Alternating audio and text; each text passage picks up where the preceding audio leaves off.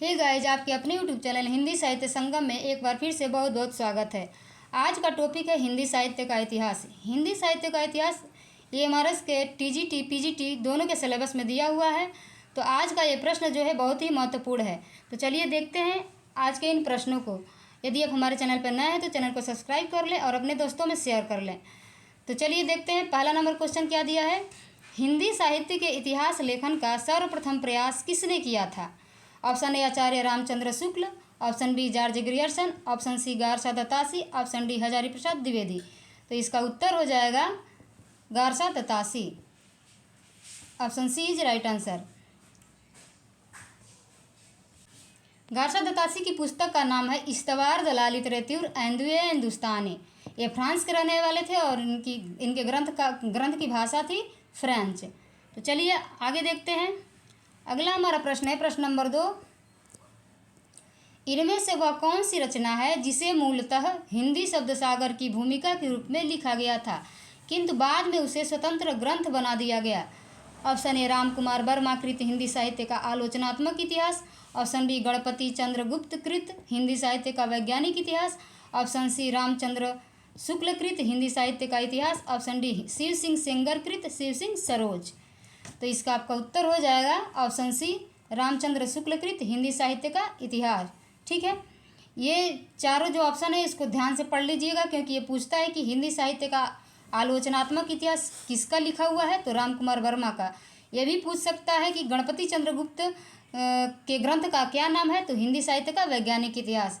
देखिए एक क्वेश्चन से यहाँ पे 4-5 प्रश्न बन रहे हैं। अगला प्रश्न देखते हैं। तीसरा प्रश्न दिया है शिव सिंह सरोज का रचना काल है। ऑप्शन ए 1833 ईस्वी, ऑप्शन बी 1883 ईस्वी, ऑप्शन सी 1836 ईस्वी, ऑप्शन डी 1840 ईस्वी। तो यहाँ आपका उत्तर हो जाएगा 1883 ईस्वी। ठीक है, चौथा नंबर प्रश्न देखते हैं। चौथा प्रश्न दिया है डॉक्टर किशोरी लाल गुप्त ने इनमें से किस ग्रंथ का हिंदी अनुवाद हिंदी साहित्य का प्रथम इतिहास शीर्षक से किया है?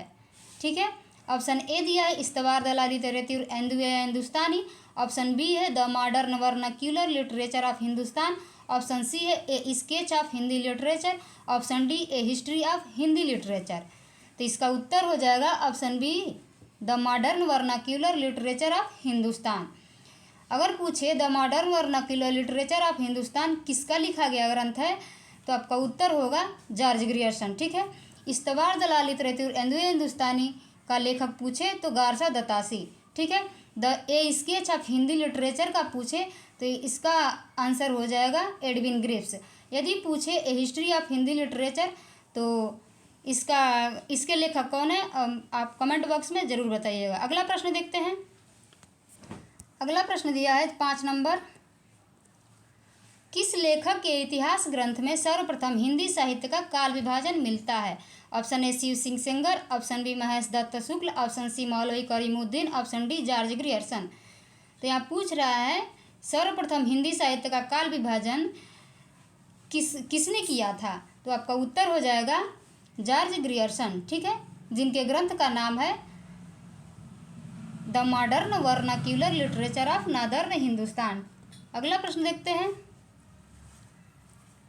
6वां नंबर प्रश्न दिया है किस इतिहास लेखक ने अपने इतिहास ग्रंथ में लगभग 5000 कवियों का विवरण दिया है? Option A Mishra Bandhu, option A Shiv Singh Sengar, option C Acharya Ramchandra Shukla, option D George Grierson. तो आपका उत्तर हो जाएगा